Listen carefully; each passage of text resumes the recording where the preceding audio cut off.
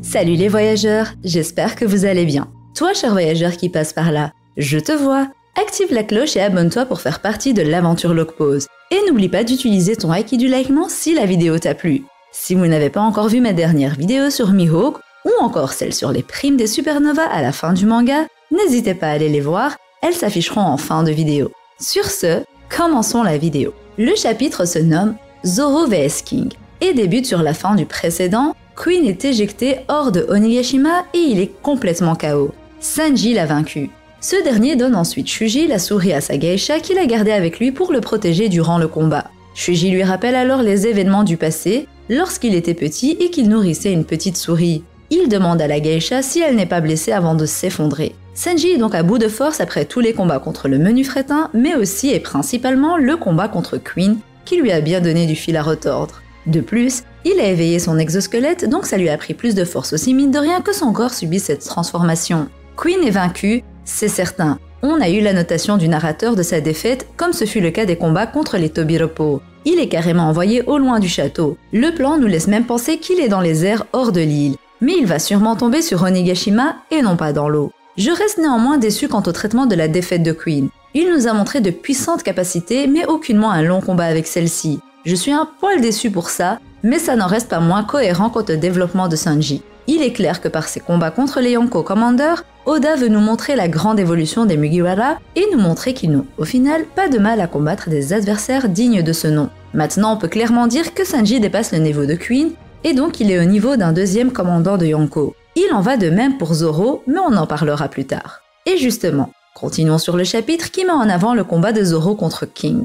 Zoro parvient à trancher King ainsi que son masque et remarque que King est plus rapide lorsque les flammes de son dos s'éteignent, mais il perd de sa résistance. On voit enfin son visage et franchement, quel beau gosse. Il est plus beau que ce à quoi je m'attendais. Personnellement, je savais que King était beau dès qu'on a vu une partie de ses cheveux dans l'un des précédents chapitres. Je vous avais dit que je sentais que son chara-design allait être beau, un peu comme un katakuri. Et c'est le cas. Son flow et son charisme sont d'un tout autre niveau. Oda ne rate pas le design des seconds. Un petit mélange entre Zoro et Sanji ce King. C'est alors que des membres de l'équipage Usambed reprennent conscience et aperçoivent le visage de King. Ils disent que les rumeurs étaient vraies. Des ailes noires, des cheveux blancs et une peau mate. N'importe quelle information vaut 100 millions de berries auprès du gouvernement mondial. Une info plutôt intéressante sur la valeur et la puissance, si je puis dire, de la race des Lunaria. On comprend donc pourquoi King était habillé de la sorte, afin de cacher son apparence physique. King n'hésite pas une seconde et tue les sbires avec une attaque de dragon de feu. Zoro dit à King que le château brûle suffisamment et qu'il n'a pas à déchaîner sa colère sur ses sbires,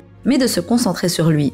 Zoro est intéressé par la race de King et lui demande s'il veut bien lui en parler. Chose que King refuse étant donné que Zoro sera bientôt mort selon lui.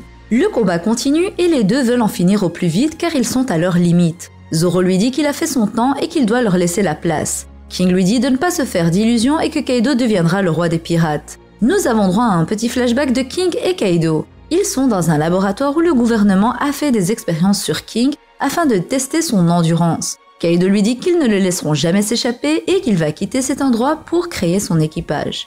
Il lui demande s'il est partant pour le rejoindre et King demande s'il sera vraiment capable de changer le monde. Ce à quoi Kaido répond qu'il est le seul à pouvoir le faire. Kaido demande à King quel est son nom. King lui dit qu'il s'appelle Albert. Kaido lui dit qu'il a un pouvoir digne d'un nom plus fort et qu'il peut s'appeler King. Et il lui dit de rester à ses côtés et qu'il ne le vendra jamais. À compter de ce jour, King est devenu son bras droit. Leur histoire est intéressante et tout aussi émouvante. King voit en Kaido son sauveur, mais aussi un homme digne de changer le monde et de s'opposer au gouvernement mondial. Finalement, King est comme un Zoro qui voit en son capitaine le futur roi des pirates. C'est juste une question de point de vue et aussi une question de notion de bien et de mal. Certes, l'équipage Usambed est sans pitié avec les innocents, mais de base dans One Piece, la plupart des pirates s'en prennent à la population. Ce n'est donc pas anormal, c'est juste que ce combat était nécessaire pour montrer que l'heure était venue de donner le flambeau à la nouvelle génération. Après 30 ans, Kaido n'a toujours pas su se rapprocher de son rêve, tandis que Luffy ne cesse de s'y rapprocher doucement mais sûrement. C'est triste d'un côté pour Kaido et même pour King qui croit encore au rêve de son capitaine, mais c'est inévitable. Avant de continuer à parler du chapitre, j'aimerais juste parler d'une théorie que vous êtes nombreux à m'avoir partagée dans les commentaires, et elle commence à avoir de plus en plus d'éléments à son actif. Il s'agit en effet de la théorie stipulant que Sanji aurait de l'ADN des Lunaria en lui. En effet, si au départ j'étais pas forcément d'accord car beaucoup disaient que la mère de Sanji était une Lunaria, je vous ai répondu que c'était une possibilité si et seulement si Judge avait pu mettre la main sur de l'ADN de Lunaria, les gènes de King. Et après la lecture de ce chapitre, on peut conclure qu'il est totalement possible pour Judge d'avoir mis la main sur ces gènes étant donné que King était un cobaye pour le gouvernement mondial en même temps que Kaido.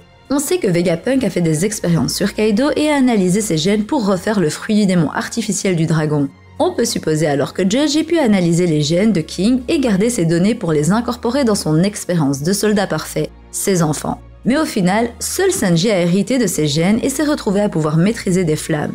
Des flammes qui, rappelez-vous, il n'a jamais pu pousser à leur maximum parce que ses jambes n'étaient pas assez résistantes. Ces flammes pourraient donc être l'équivalent des flammes des Lunaria. Retournons au chapitre. Zoro attaque King mais voit que ce dernier a les flammes sur son dos et donc que son attaque n'a fait aucun dégât. King réplique avec une attaque, un dragon de feu que Zoro compare à du magma tellement il est chaud. Il continue de combattre et King attaque Zoro d'un coup de pied en étant très rapide. Donc Zoro profite de cette ouverture pour le trancher.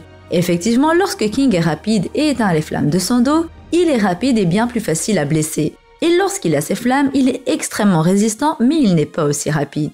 Zoro demande à King s'il a peur de ses attaques maintenant qu'il les bloque alors que c'est censé ne rien lui faire. King dit qu'il ne peut pas perdre contre un être comme lui, une excuse que Zoro déteste. King envoie le dragon de feu qu'il a utilisé à plusieurs reprises, mais en bien plus puissant. Zoro saute, tranche le dragon en deux et touche King de plein fouet, coupant son aile. L'attaque est dévastatrice, ce combat était incroyable bien que je trouve dommage encore une fois que ça se conclue aussi vite. Il n'aura fallu qu'un chapitre à Zoro pour vaincre King avec le haki des rois revêti. J'ai l'impression que Oda veut rush alors qu'il prenait son temps depuis le début. C'est un peu décevant pour King de perdre aussi rapidement et en un seul chapitre. Mais comme le Sanji Queen, ça n'en reste pas moins cohérent. C'est juste dommage je trouve que King n'ait pas montré une utilisation du haki intéressante. Il se reposait juste sur ses capacités naturelles. Et quand Zoro l'a tranché pour la première fois et a montré qu'il a découvert sa faiblesse, King n'a pas été assez malin pour changer de stratégie. Il a juste décidé de foncer tête baissée en se transformant dans sa forme Zoan, puis en lançant sa dernière attaque du dragon de feu. Il est resté sur le schéma typique d'attaquer en étant plus rapide et donc moins résistant, et de défendre en étant moins rapide mais plus résistant. Malheureusement, il n'a pas su s'adapter même en sachant que sa faiblesse avait été découverte. En fait, je trouve que le temps entre la découverte de la faiblesse de King et sa défaite, le temps était trop court. Après, je n'oublie pas que ça fait plusieurs chapitres qu'ils combattent, et je me doute qu'en relisant les chapitres l'un à la suite de l'autre, j'aurai l'impression que le combat aura duré assez longtemps. Là, il ne faut pas oublier qu'on attend chaque semaine un nouveau chapitre, et que d'une certaine manière, ça met une pause au combat qu'on a pu lire. Limite, ça les reset d'une certaine manière. PS, je peux maintenant dire, et c'est totalement mon avis subjectif, que selon moi, Katakuri est plus fort que King. Je ne sais pas vous, mais moi si je m'imagine un King vs Katakuri, eh bien je vois Katakuri gagner grâce à son haki d'observation. En fait, j'ai l'impression que King se repose trop sur ses capacités de Lunaria et c'est ce qui a causé sa perte contre Zoro. Il n'utilisait pas beaucoup de haki, que ce soit de l'armement ou de l'observation. Et c'est ce qui est totalement différent avec Katakuri qui utilise toutes les capacités qu'il peut avoir. Il lie ces différents types de haki avec son fruit du démon en plus de les associer à son physique. Après peut-être que King reste plus fort malgré tout que Katakuri, mais après ce combat contre Zoro, je me dis que Katakuri aurait également pu trouver la faiblesse de King facilement comme Zoro l'a fait, et visiblement King ne pousse pas la réflexion assez loin quant à sa faiblesse. Bref, Zoro a gagné et de la plus belle des manières en découpant le dragon de feu de King. Il est aussi important de rappeler que Sanji combattait dans la tour gauche, Zoro dans la tour droite et que Luffy est au milieu des deux, au sommet, mettant encore en avant cette optique que Sanji et Zoro représentent tous les deux les ailes du futur roi des pirates. Voilà, c'était tout pour cette vidéo, j'espère qu'elle vous aura plu. Et vous, est-ce que vous trouvez que les combats étaient trop rapides? Ou alors les combats étaient suffisants pour vous? Dites-moi tout ça en commentaire, n'oubliez pas de vous abonner si ce n'est pas encore fait. Et si la vidéo vous a plu, je compte sur votre acquis du likement. Go les 40K! Sur ce, je vous dis à la prochaine et d'ici là, portez-vous bien. Bisous!